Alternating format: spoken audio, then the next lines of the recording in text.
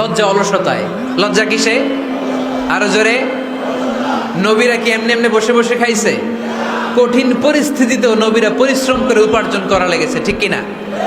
সাইয়েদনা মারিয়াম আলাইহিস সালাম, যার নামে আল্লাহ তাআলা কোরআনে একটা সূরা দিলেন, উনি পৃথিবীতে এমন একজন মহিয়সী নারী, যেই নারীর গর্ভে, যেই নারীর পেটের ভেতরে স্বামীর স্পর্শ ছাড়া সন্তান দিয়েছে কে? সাইয়েদনা ঈসা আলাইহিস সালাম পেটে আসলেন। মারিয়াম আলাইহিস সালাম লজ্জা পেলেন। হায় হায়, কেমন করে এলাকাবাসীদের কাছে আমি আমার মুখ দেখাবো? বিয়ে করি নাই, স্বামী নাই, বিয়ে হয় নাই, স্বামী নাই, কিন্তু পেটে সন্তান চলে এসেছে। হায় হায়, এলাকায় কেমনে মুখ দেখাবো? লজ্জায় পড়ে মারিয়াম আলাইহিস সালাম এলাকা থেকে চলে গেলেন। কি অবাক করা কাণ্ড! বাচ্চা ভূমিষ্ঠ হওয়ার জন্য, বড় হওয়ার জন্য 6 মাস 7 মাস লাগে নাই, পেটে বাচ্চা আসার সাথে সাথে বাচ্চাটারে বড় করে দিয়েছে কে? সাইয়েদাতুনা মারিয়াম আলাইহিস সালাম এবার বসে পড়লেন, বুঝতে আরম্ভ করলেন প্রেগন্যান্সির পেইন উঠেছে।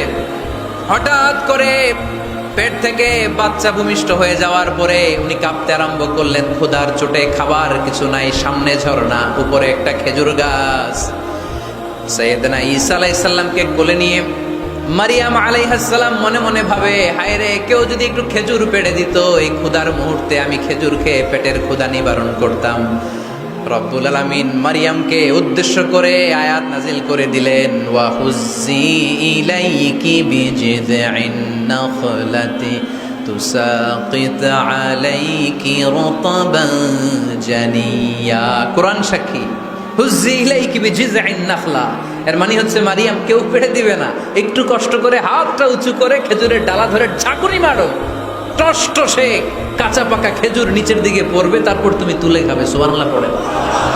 আল্লাহ চাইলে অটোমেটিক্যালি কারামাত হিসেবে খেজুরগুলো নিচে ফেলতে পারতেন না? কথা কন, খেজুরগুলো অটোমেটিক্যালি নিচের দিকে পড়ছে? পড়ে নাই। আল্লাহ শিক্ষা দিয়েছে, যেই পরিস্থিতিতে থাকো না কেন, তোমাকে শ্রম ব্যয় করে, কষ্ট করে তোমার উপার্জন করতে হবে, রিজিকের বন্দোবস্ত করতে হবে। চিল্লায় বলেন ঠিক কিনা? ইসলাম আমাদেরকে এটাই শিখিয়েছে, কাজে লজ্জা নাই।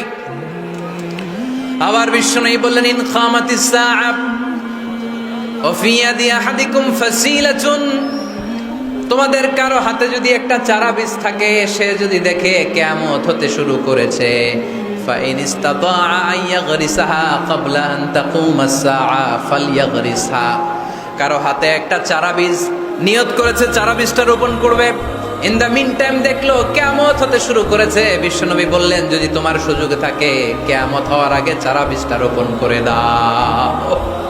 কথা বুঝতে পেরেছেন? আপনার হাতে একটা চারা বীজ, আপনি প্ল্যান করেছেন এই চারা বীজটা রোপণ করবেন, ইন দ্য মিন টাইম দেখলেন কি হওয়া শুরু হয়েছে? ইযা জুলজিলাতিল আরদু জিলজালাহা, দ্য বিগেস্ট আর্থকোয়েক, ভূমিকম্প শুরু হয়েছে, কিয়ামত হয়ে যাবে। বিশ্বনবী বললেন, কিয়ামত হইতেছে ওদিকে, আর তোমার হাতে যদি চারা বীজ থাকে, দেরি করো না, কিয়ামত তোমার কাছ পর্যন্ত আসার আগে সুযোগ পেলে চারা বীজটা রোপণ করে দাও। ইসলাম শিখিয়েছে শেষ নিঃশ্বাস পর্যন্ত তোমাকে লড়ে যেতে হবে। এই পৃথিবীতে কেউ কাউকে জায়গা করে দেয় না, জায়গা করে নিতে হয়। এই পৃথিবীটা, the life is not a bed of roses, এটা ফুল বিছানো কোনো ফুল সজ্জা নয়, এটা কণ্টকাকীর্ণ। কেউ আপনার স্পেস করে দিবে না, কেউ আপনাকে সুযোগ করে দিবে না, কেউ আপনার জায়গা করে দিবে না, বরং আপনি জায়গা করে নিলে টাইনা নিচে নামাবে। কথা বলেন? এজন্য কখনো অলসতাকে স্থান দেয়া যাবে। রসুল বাত্তালি দুক্কানু শয়তান, অলস মস্তিষ্ক শয়তানের আড্ডা। অলস যদি কেউ থাকে, এটারে টেনে বেঁধে কাজে নামাবেন, পারা যাবে? মুমিনের জীবনে কোনো অলসতা নেই। অলস হয় মুনাফিকরা। অলস হয় কারা? চিল্লায় বলতে হবে। মুমিনরা অলস হয়? অলস হয় কারা? এজন্য কোরআনে আল্লাহ একথাও বলে দিলেন, ওয়াইদা কামু ইলাস সালাতি কামু কুসালা ইউরাউনান নাসা ওয়ালা ইয়াযকুরুনাল্লাহা ইল্লা কালিলা। সুবহানাল্লাহ পড়েন। মুনাফিকরা যখন মানুষকে দেখানোর জন্য নামাজে যায়, ওই নামাজে তাদের ইখলাস নাই, ওই নামাজের ভেতরে তাদের কোনো খুশু খুদু নাই, ওই নামাজের ভেতরে আছে শুধু অলসতা। ওই নামাজে কি আছে? কিন্তু আমরা যখন নামাজে যাই আমাদের অলসতা আছে? আমরা নামাজ পড়লে আমাদের হৃদয়টারে সজীব করে দেয় কে? আমরা উযু করলে আমাদের মনটাকে চাঙ্গা করে দেয় কে? আমরা মসজিদে ঢুকলে হৃদয়টাকে প্রাণবন্ত করে দেয় কে? মুমিন তো নামাজে গেলে চাঙ্গা হয়, মুমিন উযু করলে চাঙ্গা হয়। বিষ্ণু ঈসা ইসলাম বললেন, ইয়াকিদু শাইতানু আলা কাফিয়াতি রাসি আহাদিকুম ইদা নাম। আমরা যখন ঘুমোতে যাই, শয়তান আমাদের প্রত্যেকের মাথার পিছনে 3টা অলসতার গিট মারে। কয়টা? আওয়াজ করে বলেন। 3টা অলসতার গিট মারে। ইয়াকিদু শাইতানু আলা কাফিয়াতি রাসি আহাদিকুম সালাসা উকাদ। 3টা গিট মারে যখন আমরা ঘুমোতে যাই। অলসতার 3টা গিট মেরে আমাদের কানের সামনে এসে ফিসফিস করে মন্ত্র পড়তে থাকে, আলাইসা লাইলুন তাওয়িলুন ফারকুদ, আলাইসা লাইলুন তাওয়িলুন ফারকুদ। বিশাল লম্বা রাত, ঘুমাও। অনেক সময় আছে, ঘুমাও। রাত 5টা বেজে যাচ্ছে, তাহাজ্জুদের সময় শেষ হয়ে যাচ্ছে, তখনও শয়তান বলে রাত অনেক লম্বা, ঘুমাও। ফজরের সময় পার হয়ে যাচ্ছে, সূর্য উঠে যাচ্ছে, শয়তান বলে আলাইসা লাইলুন তাওয়িলুন ফারকুদ, এখনো অনেক সময় আছে, লম্বা লম্বা লম্বা চৌড়া রাত পড়ে আছে, তুমি ঘুমাও। বিশ্বনবী বললেন, ফাইন ইস্তাইকাযা ওয়া যাকারাল্লাহ ইনহাল্লাত উকদা। আমার উম্মতের কেউ যখন ঘুম থেকে জেগে ঘুম থেকে ওঠার দোয়া পড়া শুরু করে দেয়, অলসতার প্রথম গিটটা সাথে সাথে খুলে দেয় কে? আপনি ঘুম থেকে উঠেই যখন ঘুম থেকে ওঠার দোয়া পড়বেন, আপনার অলসতার প্রথম গিট খুলে দেয় কে? ঘুম থেকে ওঠার দোয়াটা কি? আলহামদুলিল্লাহিল্লাযী আহইয়ানা বা'দামা আমাতানা ওয়া ইলাইহিন নুশুর। প্রশংসা সে আল্লাহ, যে আল্লাহ আমাদেরকে লম্বা একটা ঘুম শেষে, মৃত্যু শেষে আমাদেরকে ঘুম থেকে উঠালেন। এই দোয়াটা পড়ার সাথে সাথে শয়তান যে 3টা গিট মারছে, ওই 3টার একটা খুলে দেয় কে? ফাইন তাওয়াদ্দা ইনহাল্লাত উকদা। ঘুম থেকে জেগে ঘুমের দোয়া পড়ার পরে যখন কেউ ওযু করে ফেলে, অলসতার দ্বিতীয় গিটটাও খুলে দেয় কে? ওযু করার পরে ফাইন সাল্লাত ইনহাল্লাত উকদা, নামাজের মুসল্লায় দাঁড়িয়ে যখন নামাজ শুরু করে দেয়, অলসতার 3 নাম্বার গিটটাও খুলে দেয় কে? 3টা গিট যখন খুলে দেয়, বিষ্ণু ঈসা ইসলাম বললেন, ফাসবাহা নাশীতাল কলব, নাশীত। তখন মুমিন বান্দা সজীব হয়ে ওঠে, প্রাণবন্ত হয়ে ওঠে, উচ্ছ্বসিত হয়ে ওঠে। ওয়া ইল্লা খাবিসান নাফসি কাসলান। আর যদি ঘুমিয়ে থাকে, 3টা গিট তার মাথার পেছনে শয়তানের অলসতার লেগে থাকে, তাহলে তার দিনটা শুরু হয় অলসতা দিয়ে, আর সে হয় অলসতার রাজা। চিল্লায় এখন ঠিক কিনা? এজন্য আমরা কি অলস হতে চাই না কর্মঠ হতে চাই? সমস্ত আম্বিয়া আলাইহিমুস সালাম ওনারা কর্মঠ ছিলেন। সাইয়েদনা আদম আলাইহিস সালাম নিজ হাতে চারা গাছ রোপণ করে চাষাবাদের কাজ করেছেন, সুবহানাল্লাহ পড়েন। সাইয়েদনা ইব্রাহিম আলাইহিস সালাম চাষাবাদের কাজ করেছেন।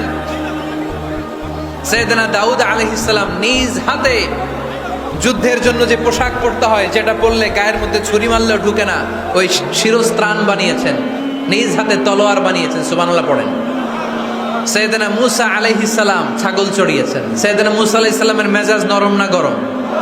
নবীদের মধ্যে সবচেয়ে বেশি মেজাজওয়ালা নবী ছিলেন মূসা আলাইহিস সালাম। উনিও 8 থেকে 10 বছর সাইয়েদনা শুআয়ব আলাইহিস সালামের এরিয়াতে ছাগল চড়িয়েছেন। চিল্লায় বলেন সুবহানাল্লাহ।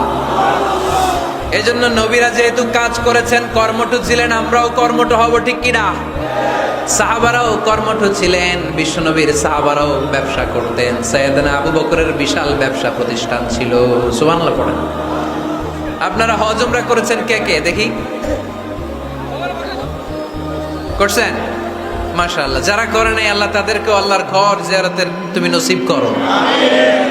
বিশ্বনবীর মাকবরার সামনে দাঁড়িয়ে আমরা যেন সালাম পেশ করতে পারি, তুমি নসিব করো। বাইতুল্লাহ শরীফে এবং মসজিদ নববীতে আমরা যেন সালাত আদায় করতে পারি, আল্লাহ তুমি নসিব করো। সাইয়েদনা আবু বকর রাদিয়াল্লাহু তাআলা আনহুর ব্যবসা প্রতিষ্ঠান ছিল মক্কার কাবা ঘরের পাশেই। ওনার ব্যবসা প্রতিষ্ঠানগুলো যেখানে ছিল ঠিক ওইখানে সৌদি সরকার এখন শপিং মল বানিয়ে দিয়েছে, মাতজার আবু বকর।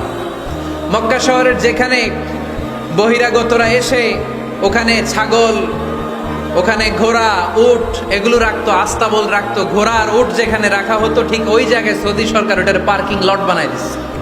মানে যেখানে আগে সাহাবাদের ব্যবসার জায়গা, ওইখানে বর্তমানে শপিং মল। যেখানে আগের সময়কাল সাহাবারা উট আর ঘোড়া রেখে বাঁধতো, ওইখানে এখন গাড়ি ঘোড়া রাখার ব্যবস্থা করা হয়েছে। সাইয়েদনা আবু বকর অনেক বড় ব্যবসায়ী ছিলেন, ওনার নিজ টাকা দিয়ে হাবাসা থেকে আসা সাইয়েদনা বেলালকে তিনি 20,000 স্বর্ণ মুদ্রা দিয়ে উমাইয়া ইবনে খালাফের কবল থেকে তিনি মুক্ত করেছেন। সাইয়েদনা উসমান যুন্নুরাইন বড় ব্যবসায়ী ছিলেন, নিজের টাকা দিয়ে মদিনার মুসলমানেরা পানি খেতে পারে না, বিইরে রুমা নামে একটা কুয়া ছিল, এই কুয়ার মালিক ছিল ইহুদি। মুসলমানেরা পানি খেতে গেলে এসে বকা দিত, পানি খেতে দিত না। বিশ্বনবী বললেন, আমার সাহাবীদের মধ্যে এমন কি কেউ নাই নিজের অর্থায়নে বিইরে রুমা কিনে মুসলমানদেরকে দিয়ে দিবে? সাইয়েদনা উসমান যুন্নুরাইন বলল, ইয়া রাসূলুল্লাহ, আপনার খেদমতে আমি হাজির। মুহূর্তের মধ্যে সাইয়েদনা উসমান যুন্নুরাইন নিজের অর্থায়নে বিইরে রুমাটা কিনে মুসলমানদের জন্য সদকা করে দিয়েছে। তো ব্যবসা না করলে, কর্মঠ না হলে, উপার্জন না হলে সদকা করা যাবে? চিল্লায় বলেন, করা যাবে?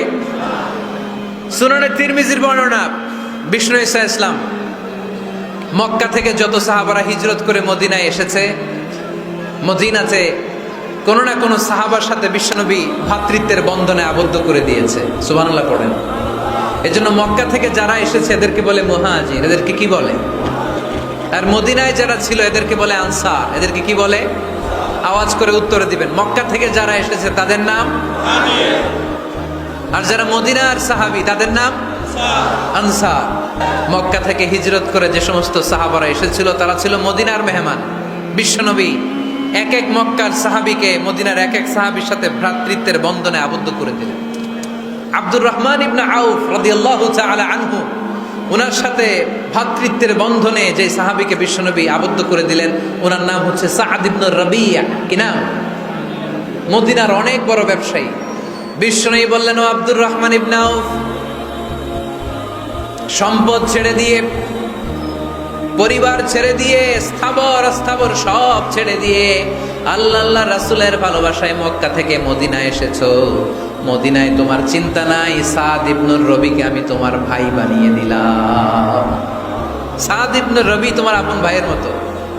সাদ ইবনে রবি বলল, আব্দুর রহমান, জীবনে তোমারে কোনোদিন দেখি নাই, তোমারে আমি চিনি না, তোমার নাম শুনি নাই, কিন্তু বিশ্বনবী তো তোমার দায়িত্ব আমাকে দিয়েছে। আমার যে বড় ধনী এই মদিনার মধ্যে দ্বিতীয় কেউ নাই। আজ থেকে তুমি আমার ভাই, আজ থেকে তুমি আমার কি? আল্লাহ আমাকে যত সম্পত্তি দান করেছে তার অর্ধেক সম্পত্তি আমি তোমার নামে দিয়ে দিলাম।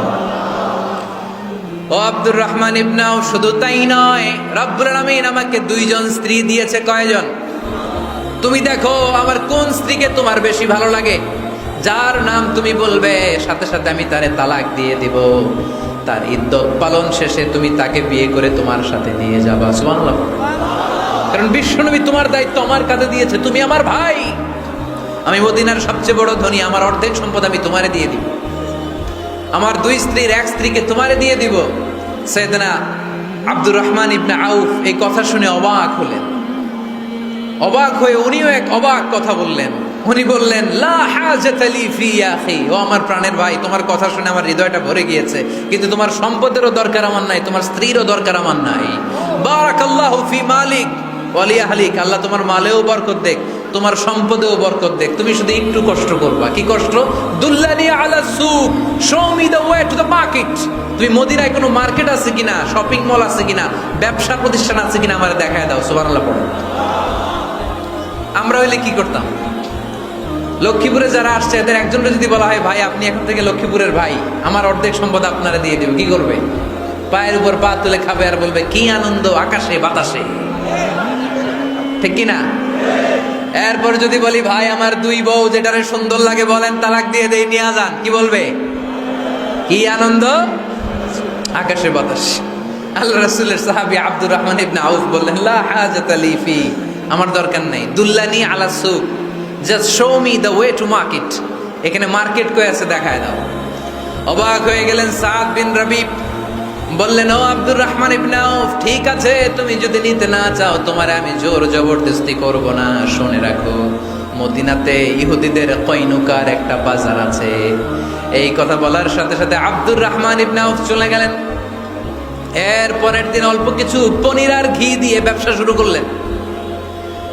পনির আর ঘিয়ের ব্যবসা করতে করতে করতে করতে ব্যবসায় তিনি এত লাভ করলেন, উনি বললেন আমি যদি কখনো মদিনার বালুর মধ্যে হাত দিতাম ওই বালুটারও সোনা বানায় দিত কে? দুল্লানি আলা সুক, লক্ষ্মীপুরের কর্মঠ যুবক ভাইয়েরা, এ আব্দুর রহমান ইবনে আউফ আমাদের প্রেরণা। উনি অন্যের ঘাড়ে পাড়া দিয়ে খেতে চায় নাই, আরেকজনের উপর ডিপেন্ডেন্ট বা নির্ভরশীল হতে চায় নাই। তিনি স্বাবলম্বী হওয়ার শিক্ষা লেসেন কিয়ামত পর্যন্ত গোটা বিশ্বের যুবকদের জন্য রেখে গিয়েছে। চিল্লায় বলো ঠিক কিনা?